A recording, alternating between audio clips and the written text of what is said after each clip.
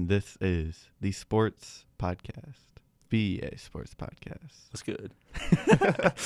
Today, I'm only here with one person, but I'm happy. I'm excited. I've been telling everybody that I'm excited to just do it with one person, and that person is... Your designated driver, Dylan Domangue. Man, we haven't had you on since week 1. Dude, I know. I've been, busy. I'm sick, so if I sound like I'm holding my nose, it's probably because I probably am. I can't breathe much.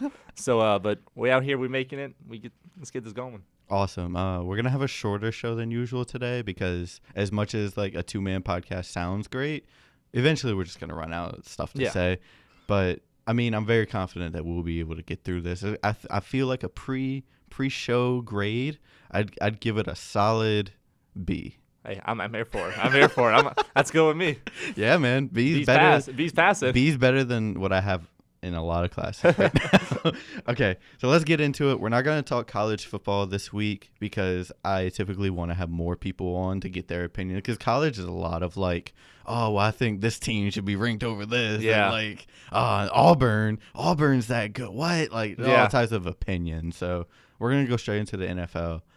I want to ask you what you think about Jay Gruden being fired. I think it was needed, and you can tell by the way he interacted that he knew it was coming. Yeah. He knew it was time. It became a point where the GM and the front office and the coach were not on the same page, and it didn't look like they were ever going to get back on the same page. And when that happens, it's a lost cause. Yeah. And it's only a matter of time because they're not going to get rid of the whole front office. They're going to get rid of the coach first and see what happens. And it was a matter of time. You can tell by the way he handled the Dwayne Haskins thing, just in general, whether he made the right decision or not. It just didn't turn out well. Instead of starting him this week, they started Colt McCoy.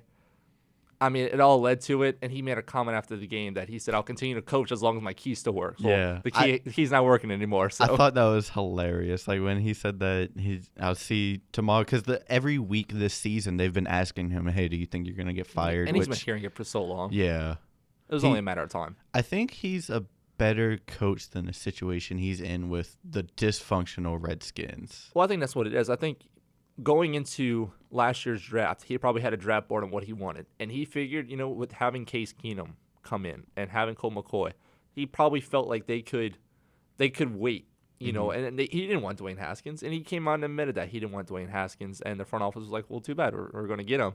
And that kind of puts you in a spot where you draft him in the first round.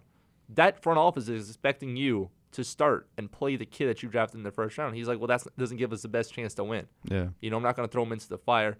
I think Jay Gruden was looking out for the best of his team, and, you see where it got him. I don't blame him for any means. I understand the whole firing, but I don't really put the whole thing on his shoulders. That's not really a good team in Washington at all. No. I think, honestly, I don't think other teams are going to look at this as a bad coaching tenure, because you have to think Dan Snyder is objectively probably the worst owner in the league. He's not a great human being in general. He's pretty adamant about the things he does, and he's relatively young when talking about owners, and he's very adamant that he's not going to sell the team anytime soon, and he's fine with having Bruce Allen, who is a habitual alcoholic who gets fired for being an alcoholic. There's no players have admitted there's no culture in that locker room. You can see it. It doesn't look like it on the field either. Not at all. And you still have Alex Smith, and I'm not saying that he's going to be back and healthy, because he might never play football again. Yeah. But at least tank this year, and no one wants to come out and openly tank, but. Be realistic. That team didn't have a chance in that division. Yeah. And no chance in NFC period, to make a wild card. So, I would have no problem starting Case Keenum all year long and then riding with Colt McCoy. They wasted a first-round pick in Dwayne Haskins. Anybody else could have drafted him.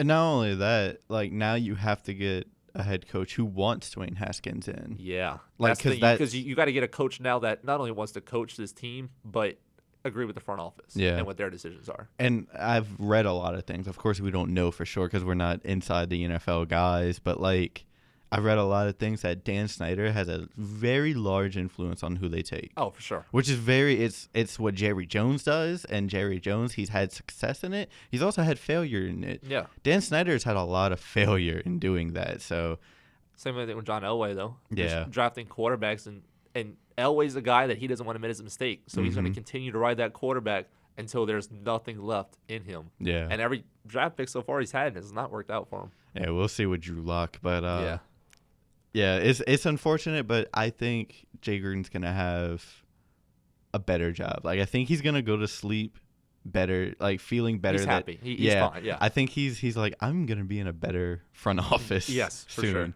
sure. So Jay Gruden's gone. That changes the entire the entire look of the Redskins. Who knows what they're gonna be? What we can talk about is another NFC team, the 49ers. They're undefeated. So weren't they on their bye this week? Yeah, they were. They're on their bye, so they didn't play anyone. Last week. This week they're playing tonight. Oh, yeah, you're right. So they haven't played anyone as of recording. Who are they playing tonight? They're playing the Browns one. Browns. Yeah. That's going to be a fun game. Yeah, I think it's good. I can't wait to watch it tonight. Oh, man, I never started the timer. I'll edit that out. But the 49ers, do you think they're up there with the other undefeated team and the Patriots, or do you think they've also benefited from the same type of easy schedule that the Patriots have? Well, I'm going to go off that too. I don't think this team is bad by any stretch of means. No. I don't think this 49ers team is bad at all. I mean, I'm a huge fan of Jimmy Garoppolo. Mm-hmm. I love Jimmy Garoppolo, and everyone's like, oh, he's not good. You haven't seen him play. Yeah. You haven't seen him healthy. I think I've seen something. I don't know if he's ever lost an actual game that he played for full game. I don't know if he's ever lost one in the NFL. He lost, I think, 2 last year before he got hurt. Okay, yeah. Okay. It was either 1 or 2. I didn't know if he played the full game at that time. But, I mean, again, you look at the teams they beat this year. They beat the Bucks. Mm-hmm. That's an up-and-down team. Yeah. Then you beat the Bengals, who haven't won a game yet. And then you beat the Steelers, who are also really struggling. Again, that team had big Ben Roethlisberger at the time, all that kind of stuff. But still, I mean, they haven't really played anybody. Tonight, I think, is your true test to see how good this 49ers team really is. But they're getting it done, Yeah. And when you talk about them getting it done, especially on the offensive end, I mean, besides Jimmy Garoppolo and, of course, the GOAT at tight end. George Kittle. Yeah. I mean, besides that, I mean, you're not looking at really big-name guys. You got Matt Breida, who, great, but he came as a third string last year and just kind of tore it up. He's done really well for them, and Jerick McKinnon's going to come in. And Tevin Coleman's going to come in. All those guys are fine. But, again, on the receiving end, you don't really have, any big-name guys. So the fact that, this team is getting it done, they're still winning, I mean, I think it goes to a true testament to them. They just need to build around Jimmy Garoppolo, and they want to see what he can do healthy. They paid him a lot of money, so he needs to stay on the field. And I think that once you see him play this year, I don't think if you get him to 8 games this year and this team is 6-2, or even 5-3, I mean, that's a win for them. Yeah. I think that they're definitely working on one side of the ball, and that's defense. Yeah, it's working, though. Yeah, it's working. They're putting a lot of assets into the defensive line, and you've seen that in the past few championship-winning teams. They've all had great defensive lines because that really is where it's won, in the offensive line and the defensive line. Offensive line is weird, though, because you have to have 5 good starters, and they have to gel, and it's hard to come back from injury. It's harder to insert someone into an offensive line than it is a D line, because there's always shifting and rotating and subbing out for D line. So I think that, like you said, they're definitely getting it done. Their defense is really good. Their offense has shown that it can get it done. I think this game tonight, which I wish we could talk about and discuss, I think it'll be fun though. I think, again, like you're saying, this is a true test to them because this is prime time. This is where everyone gets to finally watch the 49ers play this year. Then you have you're talking about the defense. I mean, they're going up against a really good offense. I know that the Browns have struggled this year, but it's still the Browns and they still have all that talent. Yeah. So now you're going to really see this team play. And I think this is going to be a true test for Jimmy Garoppolo because that's a good defense for the Browns. Yeah. With really good cornerbacks, a really good defensive line. I mean, that team, it's going to bring a lot of pressure tonight, so we'll see how he does. Myles Garrett's going to tear up. Yeah. No matter what. He's going to tear it up. It's also going to be a test for Baker, I feel like, because it's a really good defense. Yeah, I think this is the put up, shut up kind of thing for Baker Mayfield. Kind of at this point, had a great year last year, but people are starting to figure him out. And you're starting to see it, and I've been watching highlights of him playing. What separates him and Patrick Mahomes is Patrick Mahomes at least stays in the pocket for 2 to 3 seconds before he scrambles out. Baker Mayfield will snap it and scramble out because he did that in college. Yeah. That's a hard habit to break that he needs to break because you've seen it against the Rams. That defensive line is way quicker than any defensive line you're ever going to see in college. Yeah. And it's not just the Rams, but it's any NFL defensive line. They're going to come at you. And if you start scrambling out, your offensive line is going to either get called for holding or let him go, and you're going to get sacked. Yeah. So I think Baker has to learn to stay in the pocket. an announcer made a point kind of like that. I forgot what announcer it was. I think it was just the announcer for the Browns-Rams game, actually, is that when you roll out to the right like that, they're not expecting you to. They release after a certain amount of time. Yeah. Because they think, like, you've either moved up in the pocket or you let the ball go. Like, you threw the ball already. So it really does create confusion in your own backfield. But not only – I wanted to talk about the 49ers, like, being undefeated, and I want to transition into the Patriots being undefeated. A lot of people are saying that cupcake schedule. Yeah. Like, yeah. I agree. You can't really deny that at all. I'd say that the Bills don't get as much credit as they deserve. And that's always a tough matchup for the Patriots. I mean, every time they go up to Buffalo, it's never a blowout. Yeah, but this year, they're a legit team. I agree. And they have a relatively easy schedule. Like, I can almost pencil in them having, like, 10 wins and getting a wild card. I can see that happening, especially with the AFC, because, I mean, you have the Patriots and you have the Chiefs. Yeah. Pick a third team. Yeah. Pick the top three. Pick the rest of the That's what Chris Collinsworth said yesterday on Sunday Night Football. He said, I can't name a third team right now in the AFC. He said the Colts obviously won, which are great. Texans have been up and down. So Raiders are weird. Yeah, Raiders are weird. So it's what team are you gonna run with? You know. Not every, but most AFC teams right now are like super hot and cold. Like right week after week, we saw it with the Titans. Like their defense is undoubtedly great, but it all depends on Marcus Mariota with the Titans. Like his time's almost done. I think, and I love Marcus Mariota, but I think his time's done. I just don't think that team is doing well with him, and it's kind of one of the things with Ryan Tannehill. He's not a bad quarterback. That team's just not going to win. Yeah. With him. I'm starting to feel the same way, and I was higher on Winston than I was Mariota going into the 2015 draft. And you still can't get a good read of either one of those two. Yeah. And my thing is, after 3 years, that's when I start judging quarterbacks. You need to give them more time, apparently, because they're so weird week to week. They show no sort of consistency. Yeah. But that's a little off topic. I was trying to talk about the Patriots defense. Me and you are Patriots fans, so we're going to try not to sound too biased, and we're going to try not to just ruffle feathers. I'll be an analyst here, yeah. Yeah. As I wear my TB12 shirt. I really do think that once the Patriots start facing better offenses, they're going to get the credit they deserve. Because honestly, the Patriots low-key have 3 players that could be Defensive Player in the Year right now. They have Jamie Collins, who every week is great. They have Kyle Van Noy, who's making crucial plays. Not even crucial plays. He's just making huge plays every week. Yeah. And then you have Devin McCourty, who has 4 interceptions and multiple pass deflections, and he's just being a great safety. Yeah, the McCourty twins in itself have just been amazing so far. I think it's 5 short games where one of them at least has got an interception. Yeah, that's a really funny stat. Yeah, and obviously we're talking about Jamie Collins coming back to the Patriots from the Browns was amazing. Huge. We needed him back, and now he's really showing why. He should be up for Defensive Player of the Year. I agree with you with the Patriots. They've always done this. They've always started the season sloppy-ish, and they wind up polishing it for the rest of the year. Basically, it's you see what players you got in the first few weeks, you see what they're capable of, and then you run with your finishing your starting team the rest of the year. Yeah. And I think that's what it is. And you haven't seen a guy like Sony Michel really elevate his game like we thought he was going to do after the year he had last year. I don't know if he's still a little injured or anything like that, but you haven't seen him carry the ball as much. I think that's the biggest thing. Once a guy like him and Rex Burkhead both get healthy, because Rex Burkhead didn't even play last week against Washington. On and off, yeah. I think that's going to be a really good tandem in the backfield. Just get help for Brady. Brady got the receivers. He has all that. Still emerging.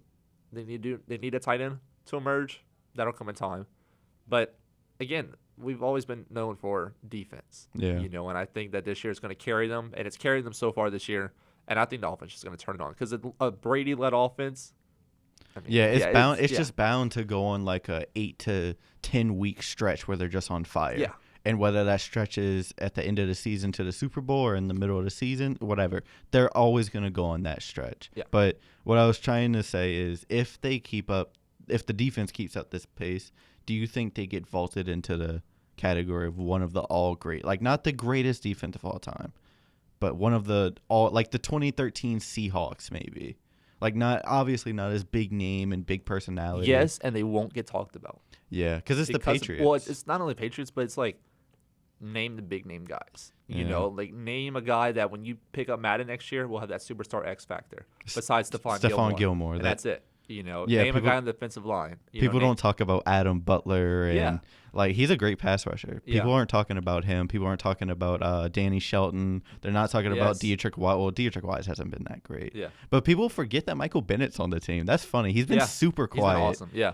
But I mean, he's just a good addition to this team. I love the linebacking core. Like you're talking about with Calvin, They're so you have Jamie deep. Collins, and you have Dante Hightower. They tackle so well. And Jawan Bentley. Yeah, I and think Landon Rock. I'm sorry, I keep cutting you off. But like that, it just names like the depth they have, and then they can just plug in a player, and that's their system. And when each player comes in, they know what they're expected to do, and they get the job done. And that's how the Brady Belichick system is. Besides Jawan Bentley, if you count Jamie Collins' first tenure with the Patriots, all the other four linebackers, Dante Hightower, Kyle Van Noy, Landon Roberts, and I guess it's only three. Am I missing anyone besides Bentley? Yeah, well, all of those three have been with the team for at least 3 seasons, and I think that's really why it's so great. I mean, this team is just so good, and they always are, and when they draft, no one's ever like, oh, that was a great draft. It's always not the case. Yeah. But, I mean, now you're starting to see this team, like, you always see this team struggle in the first 4 weeks, but then weeks, 7 to the rest of the season, I mean, you really see this team get polished up. Yeah, and the fact that they're doing this early. Okay, we should probably move on. People you are can't probably tell we are Patriots fans. Tuning out. They're like, okay, time to skip forward in the podcast. Where do you think Teddy goes after this year? Teddy stays. You think Teddy stays? Yes, I do. Teddy had the chance to leave and he didn't. He knows what he's doing. He wants to stay with the Saints. It's the perfect situation. What are you going to do? Go to Miami and lose 14 and he games likes a year? it. You can tell he loves it. Yeah, here. and he loves learning under Breeze, and he'll do well in Sean Payton's system. You can see what that team can do with him. And like once Drew Brees does eventually retire, they can actually start building their offense around Teddy instead of just Drew. They can start fitting his style better. I mean, it'll work perfectly for them. For sure. I feel the same way. I feel like he's not going to leave because he's building something here, and it's really been a good career resurgence for him. And I think it will continue to be because they've only gotten better like every week, really. Like they offensively too. Yeah, the defense has been solid. All season so far. Really, there's not a lot to say about that. I just wanted to ask you, just your opinion. I also want you to get your opinion on your favorite rookie so far. But wait, don't say it yet because I feel like I know who it'll be because there's just one guy who's dominating the league, and if you guess this, that'd be pretty funny. Go. Well, mine would be Gardner Minshew. Oh, really? Really wasn't. I mean, he's up there, but he's not my favorite. I Gardner Minshew's fun to watch. Yeah. I loved watching him at Washington State. I mean, that dude was just so good. He didn't even come into that year as a starter. Yeah. He came in as the backup, and he wound up just getting that starting role. And I mean, he's done phenomenal. I mean, I love him. He kind of encapsulates Jacksonville. He got that moxie. Yeah. He got that moxie about him. Everyone's trying to be like him. No, I like Josh Jacobs. I think what Josh Jacobs means to that Raiders team was so important. I think when they drafted him, they were like, okay, it's an Alabama running back, but it's not like one of those big name guys like Derrick Henry or Trent Richardson they had in the past. So what is this guy like really gonna be? And I think this guy's been everything they needed more. I think Derek Carr's been very well. I think that team's just been. I think that team is exceeding expectations. The team's not great by any means, but they're exceeding the expectations, especially what they did last year.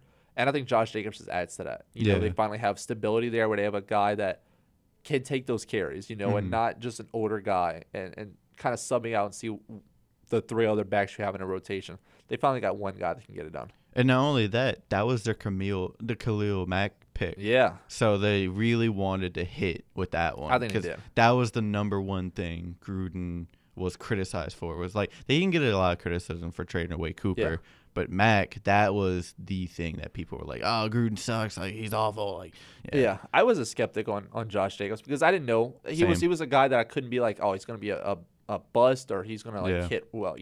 I couldn't tell. I didn't know what he was like. I watched him in college and I still couldn't tell what he was like because he didn't get all the carries in college. Yeah. So you could never tell what that team was actually going to be like with him. And so, but now, I mean, you see him in the pros. I mean, he's doing really well.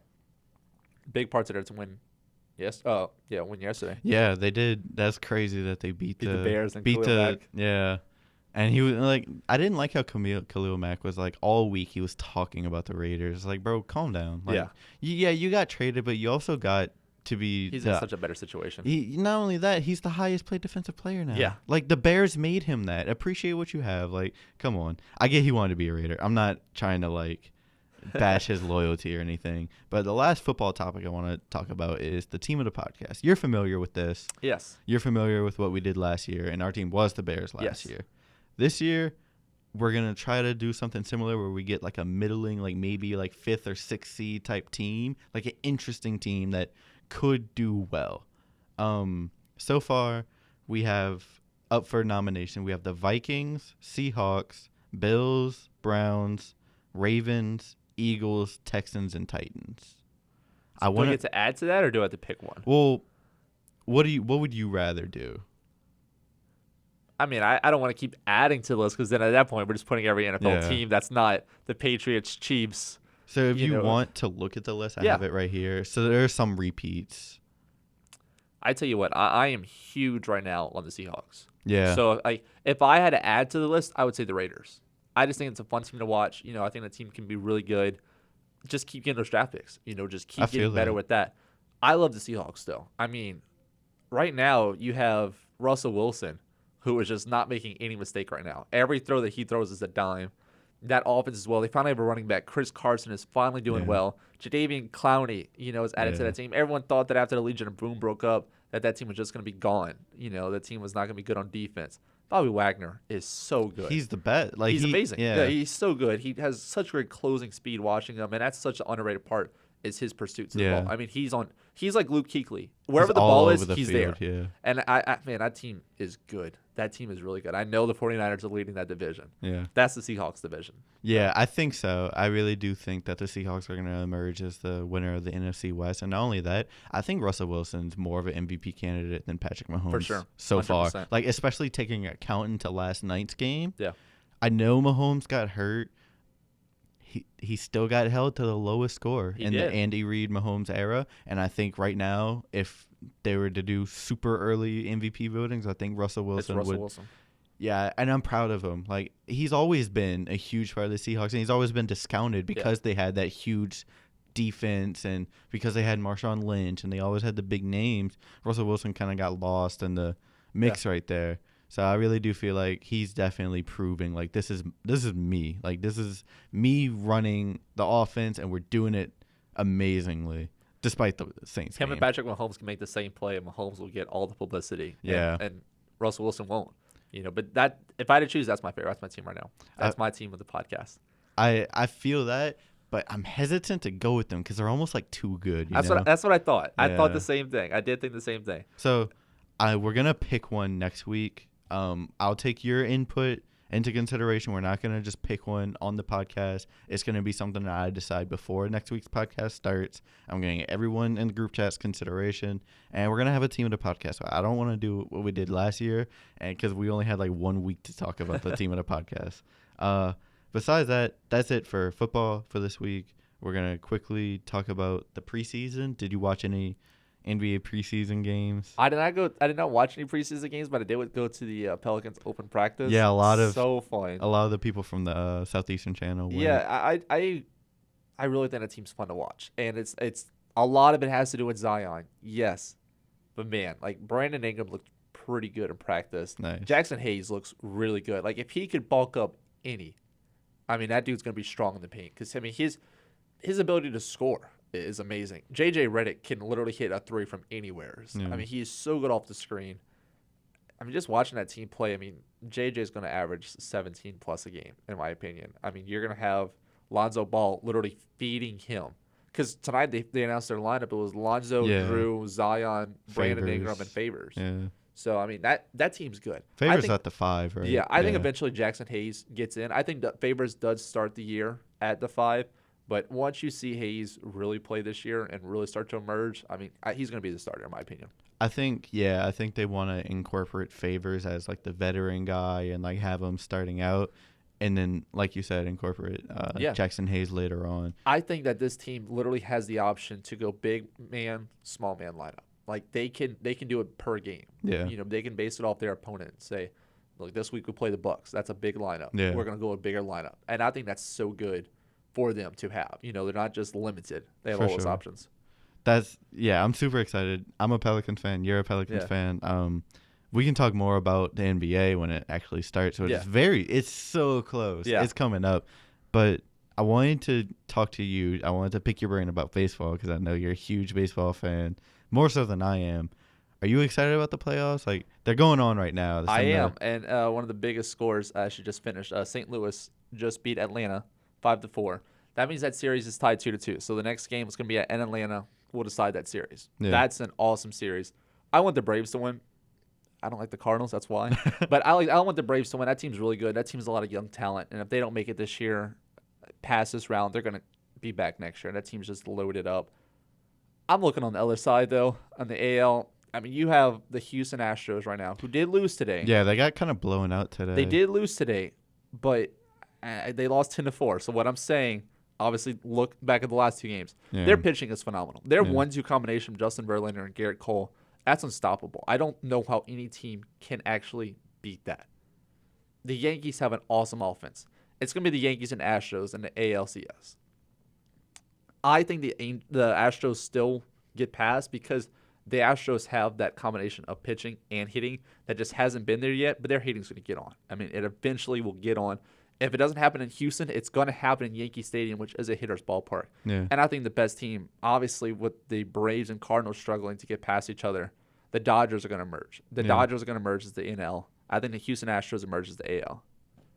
All right. Well, thank you for your prediction. I don't have any solid predictions. I'm not the biggest baseball guy. I just loosely follow the Red Sox and the Dodgers. Yeah. I'm happy the Dodgers are doing great again. I was kind of bummed that they lost because while I do like both, I can kind of sympathize with the Dodgers more. The Red Sox have had a lot of recent success. I'm a Cubs fan, and I think I got spoiled after we won the World Series in 2016 because now I'm just the Cubs went on a stretch. I'm going to add this little quick stat. The Cubs went on a stretch where we played 4 games and scored over 50 runs, which is amazing. That's crazy. No team has done that since the 19 teens, especially the Cubs franchise, and that franchise is old. Yeah. And then we go and lose 9 straight games after that, and then 9 out of 11. What are we doing? That was my whole thing. Is what is going on with this team? And so we entered after we finished that long stretch where we scored a lot of runs. We had a 70-something% chance to make the playoffs. After we didn't lose all those games, we had a 2%, and we wound up losing. Fired our manager or let him go. It's been a long last month for me. That's where I've been. I've been crying in my room. Yeah, just poor Cubs. Man. Yeah. I feel you because the Red Sox aren't in it, but I feel like it's been a great show. I feel like it exceeded the pre-grade show of B. I'd give it a B+. Hey, that was a good. That's B. another pass. Yeah, that's another passing grade. Hey man, we're getting our GPA I'll higher. take it. Yeah, I'll take it. That's graduation right here. So thank you for being on. I know you're very busy. I always appreciate when you're able to come on. Always happy to be on. My name is Logan. I don't know if you know that, but I changed it. I'm no longer Logan Van Buren. I thought it was bad business practice to just say my full name. It's kind of weird. Just Logan. Logan Graffia he's Graffia. He's Logan Graffia. Man, now I can't. I'll just be DD. That's all I am. You don't have to simplify it. But thank you for listening. Anyone who's listening out there, thank you. Thank you, KSLU, for presenting us. And that's it. See you guys next time. I never started the timer. That's funny.